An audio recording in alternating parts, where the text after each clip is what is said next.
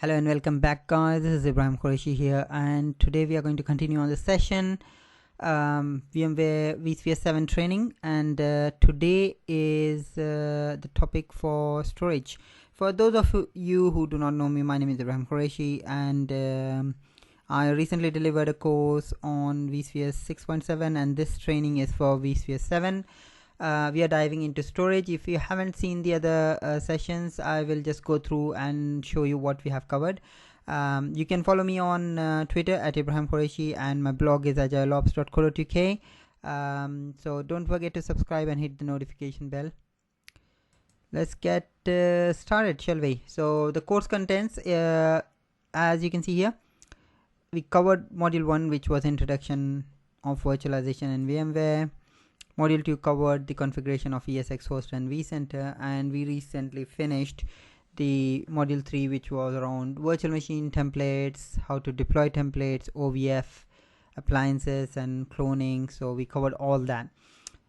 For those of you who are joining me for the first time, as I said, you can go back and check those sessions, and if you have any questions, comment on below and let me know. I'm mostly active on my YouTube comments, and I do respond very quickly. Again, today's session, as I said, is storage. We still have a few important sessions to go. The most interesting one will be VMware virtual networking, and once that is done, we'll be diving into vMotion, HA, DRS, and then we'll look into module 7, which will be patching and security, and we'll look on some advanced sessions as well. Now, for most of the time, people think that let's get a pointer. So people think having a VMware environment, a robust ESX host, is enough, but I think it's not possible for you to have a healthy virtual environment if you don't have good storage and good networking. So I think storage is very important, and having a robust and good performance storage will definitely make sure you have good performance. The same goes for networking. I know we are going to cover that, but obviously I'm talking about the physical network here. The reason being is if you don't have a good network and you have latency, you'll see performance issues. And if you have got storage which is performing poor, it doesn't have good disk in there, and you're using nearline disk, again you'll see your VM struggling again. So it is directly related. So having good network with low latency and good storage with high IOPS is very important. So why do we need storage? We need storage for one reason. You can leverage the advanced features like vMotion and HA and DRS when you have good storage and obviously network. So let's assume we have 3 ESX hosts. Now excuse my drawing, it's not very good, I know, but let's assume we have 3 ESX hosts and we do want to use a shared storage. Now for the purpose of the lab, I have already done a session on FreeNAS which shows how to create a storage for your lab and how to practice the vMotion, the HA, and the DRS features. So look at the playlist which I have, which is called FreeNAS Setup for ESX Shared Storage, and there are 4 sessions in here which will guide you how to install FreeNAS first. Obviously download it from the website and install it, and then obviously it will take you to through how to configure it from scratch, and then you will prepare your ESX host, and then you can present it. And yeah, that's the easiest way you can do it. It's around about an hour, all 4 of them, but if you follow them step by step, I have seen so many people use this in the past and they had no problems with it. TrueNAS is also one of the products which people have configured using the same tutorials which I have presented here. So yeah, I would say do that if you are using your home lab. Now back to our session here. So we were talking about the 3 ESX hosts. So these are the ESX hosts, okay, ESX, let's name that, and this is our storage here, Okay, let's put an S. All your VMs actually are running in the storage. They are not running locally on the VM on the ESX host. They are running over here on the storage here.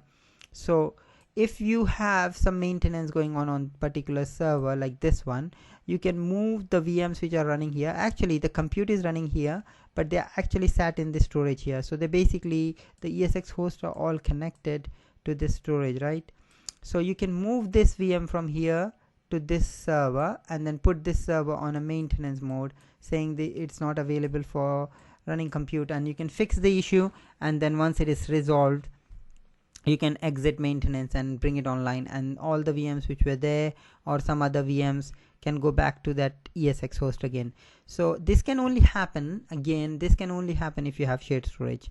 Okay, and the other features like high availability and DRS. HA, basically what HA does is, in a similar scenario where you have this host which is running maybe 2 virtual machines like here, and the host goes pop, I mean it goes a purple screen of death, or it has a CPU issue or anything which is related to hardware, and it does go belly up, basically it goes power off all of a sudden. Yeah, what happens is VMware high availability will detect that these two VMs are gone offline and the host is not responding to the heartbeat, because they have a heartbeat running all across. It will basically then power on these two machines. Maybe it will power on one here and the circle one here. Does it make sense? Yeah, so that is the power of HA. And similarly DRS, you can leverage DRS. Basically what happens is it makes sure DRS makes sure the DRS basically stands for distributed resource scheduler. What it does is it distributes the CPU and memory resources evenly across all the hosts. So say for example I fix this one back and it is online, I take it out of maintenance mode, so it will see that these two are running more CPU resources on CPU and memory. So it will see this is available again as I put a right mark here, and it will move some VMs back to this one. So again, this is not a class for vMotion, HA or DRS, but the point here is I want you to understand how important it is to have shared storage in VMware infrastructure. With that in mind, basically I just wanted to quickly highlight that if you are struggling with your own labs, you can always contact me, and I do have a great setup here on my home lab where I can provide you with 2 ESX hosts and a shared storage.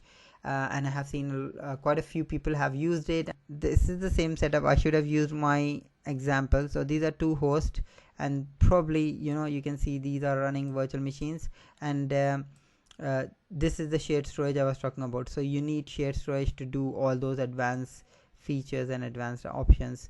So if you don't have CPU and memory, or you don't have a dedicated hardware for your lab, you can always contact me and I can help you out with that.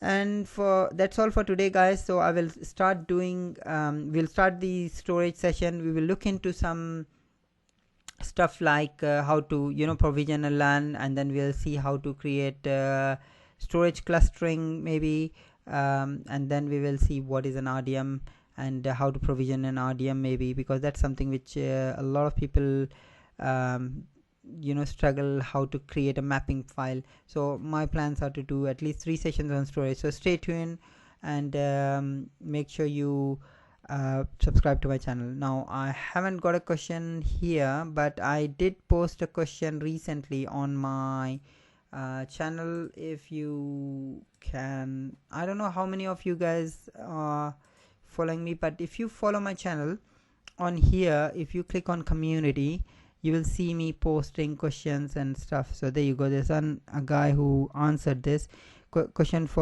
was quick question for all: which option allows a VM to consume the minimum storage capacity?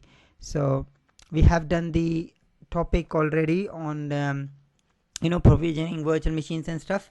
So that basically should give you enough understanding to answer this question. So you can always come here and see I have answer like I have sometime post some questions, sometime I give you behind the scene.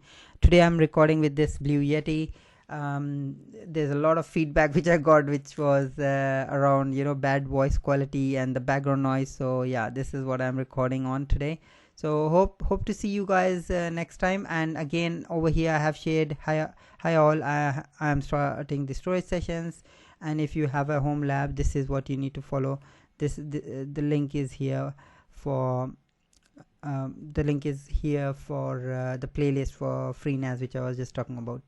So hope you enjoyed this session. Don't forget to subscribe and hit the notification bell. Speak to you guys soon. Cheers. Bye.